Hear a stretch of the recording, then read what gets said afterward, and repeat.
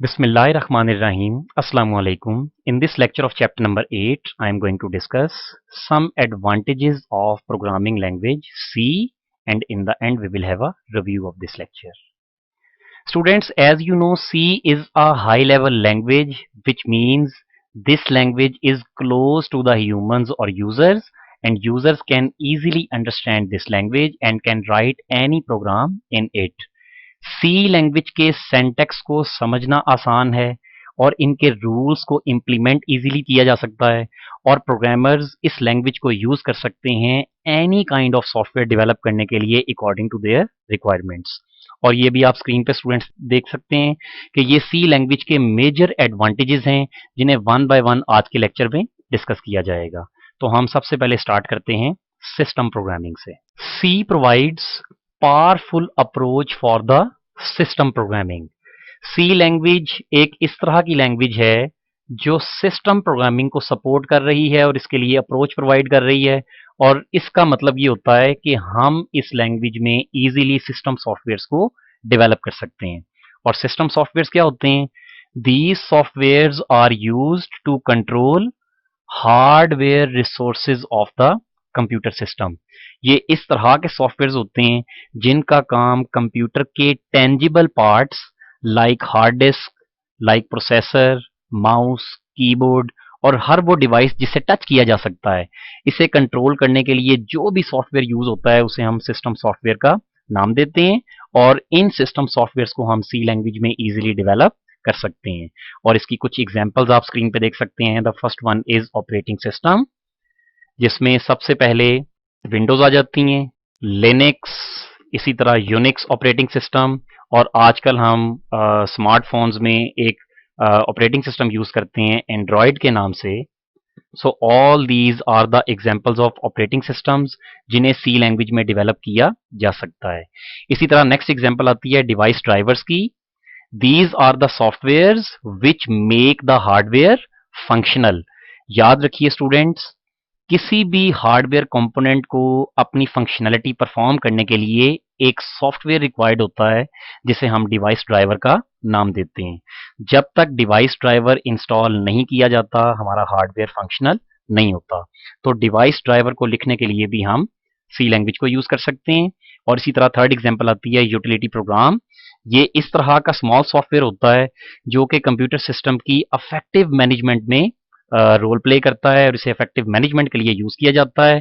Like इसमें किसी software को इंस्टॉल करना और अनइंस्टॉल करना आ जाता है, या एंटीवायरस का यूज इसमें आ जाता है।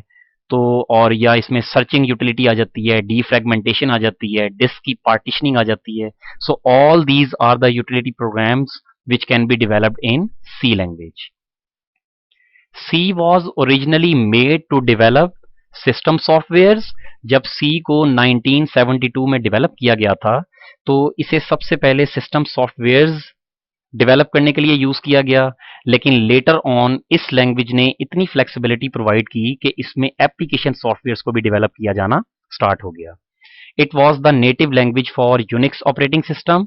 इसमें जितने भी सॉफ्टवेयर डेवलप किए जा रहे थे वो सब के सब सिर्फ यूनिक्स ऑपरेटिंग सिस्टम पे ही रन होते थे। तो इसमें मेजर आपको एडवांटेज ये मिला कि वो कॉम्प्लेक्स प्रोग्राम्स जो कि हार्डवेयर को कंट्रोल करने के लिए रिक्वायर्ड होते हैं वो आप इस सी लैंग्वेज में इजीली डेवलप कर सकते हैं। उसके बाद नेक्स्ट एडवांटेज आता है प्लेटफॉर्म इंडिपेंडेंस का। सी इज अ प्लेटफॉर्म इंडिपेंडेंट और पोर्टेबल लैंग्वेज। स्टूडेंट्स, पोर्टेबल का यहाँ पे मतलब ये है कि अगर हम एक टाइप ऑफ मशीन पर सी लैंग्वेज में किसी प्रोग्राम को डेवलप करते हैं तो इस प्रोग्राम को किसी दूसरी टाइप ऑफ मशीन पर भी रन किया जा सकता है। लाइक अगर हम एक इंटेल के आर्किटेक्चर पे सी लैंग्वेज में एक प्रोग्राम लिखते हैं तो इस तरह के प्रोग्राम को हम किसी दूसरी टाइप जैसे AMD हो गया या सेलरॉन हो गया, हम इस मशीन पर जाकर भी सी लैंग्वेज के प्रोग्राम को रन कर सकते हैं। इसलिए हम कहते हैं कि सी एक पोर्टेबल लैंग्वेज है, या इसे हम मशीन इंडिपेंडेंट या प्लेटफॉर्म इंडिपेंडेंट लैंग्वेज का नाम भी देते हैं। Then comes C is a small language. C एक स्मॉल लैंग्वेज है जिसका मीनिंग ये है program written in C language takes little space in the memory. जब भी सी लैंग्वेज के प्रोग्राम को लिखा जाता है इसका एक पॉइंट ऑफ व्यू ये है स्मॉल होने का कि इसका प्रोग्राम मेमोरी में लेस स्पेस को ऑक्यूपाई करता है, और सेकंड पॉइंट ऑफ व्यू इसका ये है कि इट हैज जस्ट 32 कीवर्ड्स।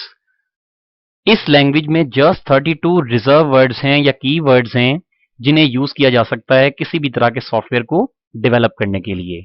और जितने नंबर ऑफ कीवर्ड्स कम होते हैं उस लैंग्वेज को समझना उतना आसान होता है। और इसमें अगर हम 32 कीवर्ड्स में से कुछ कीवर्ड्स के यहाँ पे नाम लिखें तो एक इंट होता है, करैक्टर होता है, फ्लोट जो कि डिफरेंट डाटा टाइप्स हैं और इनके मीनिंग्स को हम चेंज नहीं कर सकते हैं। इसी तरह लूप्स में हमारे पास एक फॉर लूप होता है, एक वाइल होता है, इसी तरह हमारे पास एक ब्रेक का कीवर्ड होता है, स्विच होता है। तो ये हमारे पास कुछ इस तरह के कीवर्ड्स हैं जिन्हें नॉर्मली यूज किया जाता है डिफरेंट प्रोग्राम्स में, और इसके अकॉर्डिंगली हम अपने सॉफ्टवेयर को डेवलप कर सकते हैं। उसके बाद आता है जी फास्ट कोड एग्जीक्यूशन। जो नाम से ही जाहिर है, C code is executed very quickly. जब भी सी लैंग्वेज के प्रोग्राम को डेवलप किया जाता है ये विदाउट वेस्टिंग टाइम इसका प्रोग्राम जो है वो बड़ा क्विकली ट्रांसलेट होता है और एग्जीक्यूट होता है। Fast conversion from the source code to the object code.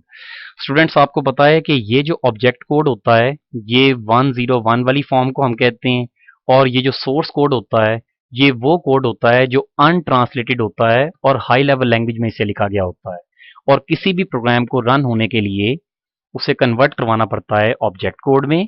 तो जब हम एक लैंग्वेज ट्रांसलेटर के थ्रू हाई लेवल लैंग्वेज को मशीन लैंग्वेज में ट्रांसलेट करते हैं तो ये बड़ा क्विक प्रोसेस होता है और इसके लिए यूजर्स को वेट नहीं करना पड़ता है, और इस तरह हमारी एग्जीक्यूशन फास्ट हो जाती है।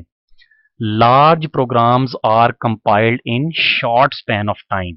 बड़े से बड़ा प्रोग्राम भी जो है वो कंपाइलर के through in very short span of time translate हो जाता है, और इससे हम अपने प्रोग्राम को क्विकली रन कर सकते हैं। देन हम ये देखते हैं कि इसका कोड जो है वो फ्लेक्सिबल होता है। सी इज अ फ्लेक्सिबल लैंग्वेज, और फ्लेक्सिबिलिटी का मतलब ये होता है कि हम अपनी रिक्वायरमेंट के मुताबिक चाहे इसमें सिस्टम सॉफ्टवेयर डेवलप करें चाहे इसमें एप्लीकेशन सॉफ्टवेयर डेवलप करें, इसमें कुछ बिल्ट इन फंक्शंस अवेलेबल होते हैं जिसके थ्रू हमारा हमारा लेंथ ऑफ कोड जो है वो रिड्यूस हो जाता है, और मल्टीपल टाइम्स हम इन फंक्शंस को यूज करके अपनी रिक्वायर्ड फंक्शनैलिटी को परफॉर्म कर सकते हैं। Procedures and functions help programmers to utilize them for multiple purposes. C का कोड जो है वो हमें ये फैसिलिटी प्रोवाइड कर रहा होता है कि इसमें कुछ रेडीमेड फंक्शंस होते हैं। अगर हम सी लैंग्वेज की बात करें तो इसमें जो सबसे कॉमन फंक्शन आउटपुट यूज होता है वो एक प्रिंटफ का होता है जिससे हम किसी भी मैसेज को स्क्रीन पे डिस्प्ले कर सकते हैं। इसी तरह रन टाइम इनपुट के लिए हम स्कैनफ फंक्शन यूज करते हैं। इसी तरह CLR, SCR जो ऑल प्रीवियस आउटपुट्स को क्लियर कर सकता है। So these are the built in और readymade functions which are available in C, और with the use of these functions हम अपने रिक्वायर्ड टास्क को परफॉर्म करते हैं, और इन फंक्शंस को मल्टीपल टाइम्स किसी भी सोर्स प्रोग्राम में कॉल किया जा सकता है। फंक्शंस कैन बी रीयूज्ड, जैसा मैंने आपको बता दिया। Any type of software can be developed, और ये एनी काइंड में हमारा सिस्टम सॉफ्टवेयर भी आ जाता है और एप्लीकेशन सॉफ्टवेयर भी आ जाता है। And then comes the next advantage, which is structured programming. C provides structured programming approach. C इस तरह की हाई लेवल प्रोग्रामिंग लैंग्वेज है जो कि स्ट्रक्चर्ड प्रोग्रामिंग को सपोर्ट कर रही होती है, और स्ट्रक्चर्ड प्रोग्रामिंग इस तरह की प्रोग्रामिंग टेक्निक को कहते हैं in which logic of the program is divided in small modules. इस तरह की प्रोग्रामिंग टेक्निक जिसमें हम अपने प्रोग्राम को स्मॉल पार्ट्स में या मॉड्यूल्स में डेवलप कर सकते हैं, तो इस तरह की टेक्निक को स्ट्रक्चर्ड प्रोग्रामिंग का नाम दिया जाता है। और सी इस तरह की एक हाई लेवल लैंग्वेज है जो कि स्ट्रक्चर्ड प्रोग्रामिंग को सपोर्ट कर रही होती है, यानी सी लैंग्वेज में हम कोई भी प्रोग्राम स्मॉल पार्ट्स में डेवलप कर सकते हैं। And this structured programming is also known as modular programming, और इसे मॉड्यूलर प्रोग्रामिंग का नाम इसलिए दिया जाता है क्योंकि ये जो इसमें स्मॉल पार्ट्स होते हैं ये हमारे मॉड्यूल्स कहलाते हैं, और सी लैंग्वेज में हमने इन मॉड्यूल्स को डिफरेंट फंक्शंस का नाम दिया है, यानी हम फंक्शंस के थ्रू जो है वो अपने प्रोग्राम को डेवलप कर सकते हैं। इसमें हम एक फंक्शन यूज करते हैं प्रिंटफ का जो कि किसी भी स्टेटमेंट को डिस्प्ले करने के लिए जो है वो यूज़ किया जाता है। इसी तरह एक रन टाइम इनपुट फंक्शन होता है जो किसी भी डाटा टाइप की इनपुट लेने के लिए हम यूज़ कर सकते हैं।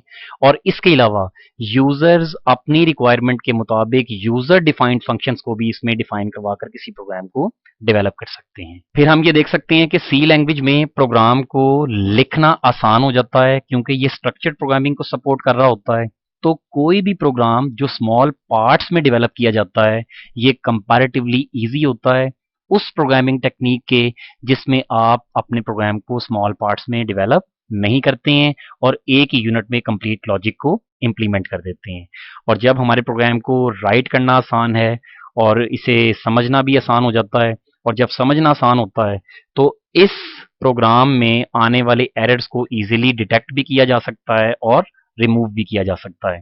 तो स्टूडेंट्स इससे हमें पता चला कि सी लैंग्वेज एक इस तरह की हाई लेवल लैंग्वेज है जिसमें प्रोग्राम को स्ट्रक्चर्ड प्रोग्रामिंग के थ्रू डेवलप किया जा सकता है जिससे हमारा प्रोग्राम लिखना आसान हो जाता है, अंडरस्टैंड करना आसान हो जाता है और हम इजीली इसमें आने वाले एरर्स को फाइंड आउट भी कर सकते हैं और देन रिमूव भी कर सकते हैं। उसके बाद हम देखते हैं this language is easy to learn and use.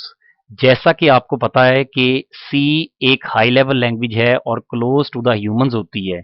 तो ये लैंग्वेज एक सिंपल लैंग्वेज है जिसके सेंटेक्स को समझना जो है वो आसान है और इसके रूल्स को इम्प्लीमेंट करना जो है वो भी बहुत आसान होता है। और इसकी इंस्ट्रक्शंस क्योंकि इंग्लिश के वर्ड्स में होती हैं तो क्योंकि इंग्लिश के वर्ड्स यूजर्स इजीली अंडरस्टैंड कर सकते हैं इसलिए इस लैंग्वेज को सीखा भी जा सकता है और इसे अपनी रिक्वायरमेंट के मुताबिक डिफरेंट सॉफ्टवेयर्स को डेवलप करने के लिए भी हम यूज कर सकते हैं। और ये इसमें एक इंपॉर्टेंट पॉइंट है जो हमने लास्ट स्लाइड में भी डिस्कस किया। जब एक प्रोग्राम को समझना और लिखना आसान होता है तो इसका मतलब होता है इसमें आने वाले एरर्स को हम इजीली फाइंड आउट भी कर सकते हैं और रिमूव भी कर सकते हैं और इस प्रोसेस को हम डीबगिंग का नाम देते हैं। No detail of computer architecture is required to write the program in C language क्योंकि C language एक पोर्टेबल लैंग्वेज है। इसके सेंटेक्स में लिखा गया कोई भी प्रोग्राम जो एक मशीन पर होता है आप उसे डायरेक्टली किसी दूसरी मशीन पर भी रन कर सकते हैं। तो इसका मतलब है हमें कंप्यूटर की डीप अंडरस्टैंडिंग आर्किटेक्चर की रिक्वायर्ड नहीं है। हम इस तरह कह सकते हैं like if we have developed a C language program here और इसमें हमने सी लैंग्वेज की इंस्ट्रक्शंस को लिखा और इस फाइल को हम स्टोर करते हैं लाइक फर्स्ट डॉट सी से। और ये एक्सटेंशन से हमें पता चलता है कि ये एक सी का सोर्स कोड है जिसे पास किया जाएगा सी के कंपाइलर को जो कि सी का लैंग्वेज ट्रांसलेटर है और ये कंपाइलर इसका इक्वलेंट कोड जनरेट करता है और इसे कन्वर्ट कर देता है ऑब्जेक्ट कोड में। ये इसका ऑब्जेक्ट कोड होता है जिसमें 101 लैंग्वेज की इंस्ट्रक्शंस पड़ी होती हैं और अगर ये फर्स्ट डॉट सी है तो ये बन जाता है फर्स्ट डॉट ओबीजे। और स्टूडेंट्स ये देखिए कि जब हम इस फर्स्ट डॉट सी को फर्स्ट डॉट ओबीजे में कन्वर्ट करते हैं तो ये दरमियान में जो हमारा सॉफ्टवेयर है जिसे हम कंपाइलर कहते हैं या लैंग्वेज ट्रांसलेटर कहते हैं इसकी कन्वर्जन में हमने कहीं कंप्यूटर आर्किटेक्चर की डिटेल को डिस्कस नहीं किया है। तो इससे हमें पता चलता है कि सी लैंग्वेज एक इस तरह की लैंग्वेज है और ये इसका एडवांटेज है कि इसके प्रोग्राम को ट्रांसलेट करने और रन करने के लिए हमें किसी कंप्यूटर के आर्किटेक्चर की अंडरस्टैंडिंग रिक्वायर्ड नहीं होती है। और उसके बाद हम देखते हैं कि this is also a mother of all high level languages जिसका मतलब ये होता है कि इसका सेंटेक्स इस तरह का सेंटेक्स है जो बेसिक फीचर्स को प्रोवाइड कर रहा है, बेसिक रूल्स को इम्प्लीमेंट करने के हवाले से इंफॉर्मेशन प्रोवाइड कर रहा है। अगर सी लैंग्वेज को सीख लिया जाए तो syntax of any other high level language को समझना, सीखना और इम्प्लीमेंट करना आसान हो जाता है। तो क्योंकि ये जो सी लैंग्वेज है ये किसी भी दूसरी लैंग्वेज हाई लेवल लैंग्वेज के सेंटेक्स को अंडरस्टैंड करने के लिए बेसिस प्रोवाइड कर रही है। तो ये हैं हमारे पास सी लैंग्वेज के कुछ advantages. And if we talk about the review of today's lecture तो आज हमने सी लैंग्वेज के एडवांटेजेस को डिस्कस किया। सबसे पहले हमने ये देखा कि सी लैंग्वेज सिस्टम प्रोग्रामिंग को सपोर्ट कर रही होती है और सिस्टम सॉफ्टवेयर इस तरह के सॉफ्टवेयर होते हैं जो हार्डवेयर रिसोर्सेज को कंट्रोल करते हैं जिसमें विंडोज़ की एग्जांपल आ जाती है जो कि ऑपरेटिंग सिस्टम को रेफर कर रहा है, डिवाइस ड्राइवर्स आ जाते हैं और यूटिलिटी प्रोग्राम्स आ जाते हैं। डिवाइस ड्राइवर्स वो होते हैं विच मेक द हार्डवेयर फंक्शनल और यूटिलिटी प्रोग्राम्स वो होते हैं जो कंप्यूटर सिस्टम की इफेक्टिव मैनेजमेंट के लिए यूज़ किए जा रहे होते हैं। तो इससे हमें पता ये चला कि सिस्टम सॉफ्टवेयर को सी लैंग्वेज में डेवलप किया जा सकता है। देन हमने ये देखा कि सी एक प्लेटफॉर्म इंडिपेंडेंट या पोर्टेबल लैंग्वेज है। Program written at one type of machine can be run on any other type of machine, और इसके लिए हमें कोई डीप अंडरस्टैंडिंग जो है वो रिक्वायर्ड नहीं होती है। देन हमने ये देखा कि सी एक स्मॉल लैंग्वेज है जिसके दो पॉइंट ऑफ व्यूज को डिस्कस किया गया। पहला पॉइंट ऑफ व्यू ये है कि इसका प्रोग्राम मेमोरी में लेस स्पेस को ऑक्यूपाई करता है, और दूसरा पॉइंट ऑफ व्यू ये है कि इसके नंबर ऑफ रिजर्व वर्ड्स जो हैं जिन्हें कीवर्ड्स का नाम दिया जाता है ये बहुत कम है, जस्ट 32, और इनसे ही आप किसी भी सॉफ्टवेयर को डेवलप कर सकते हैं। देन हमने ये देखा कि ये फास्ट कोड एग्जीक्यूशन प्रोवाइड करता है और यूजर को कोई अननेसेसरी टाइम के लिए वेट करना नहीं पड़ता है। देन हमने ये देखा कि ये एक फ्लेक्सिबल लैंग्वेज है, इसमें किसी भी तरह का सॉफ्टवेयर, चाहे वो सिस्टम सॉफ्टवेयर है या एप्लीकेशन सॉफ्टवेयर है, इसे डेवलप किया जा सकता है। देन हमने ये देखा कि इसमें स्ट्रक्चर्ड प्रोग्रामिंग जो है वो सपोर्ट होती है, जिसमें हम अपने प्रोग्राम को स्मॉल पार्ट्स में डेवलप कर सकते हैं, और इससे प्रोग्राम को लिखना, समझना और डीबग करना आसान हो जाता है। और लास्ट में हमने ये देखा कि ये मदर ऑफ ऑल लैंग्वेजेस है, जिसका मतलब ये है कि इसके सेंटेक्स को अगर सीख लिया जाए तो किसी भी हाई लेवल लैंग्वेज को सीखना आसान हो जाता है। तो इस तरह हमारा आज का लेक्चर यहाँ पे एंड होता है। Thank you very much and Allah Hafiz.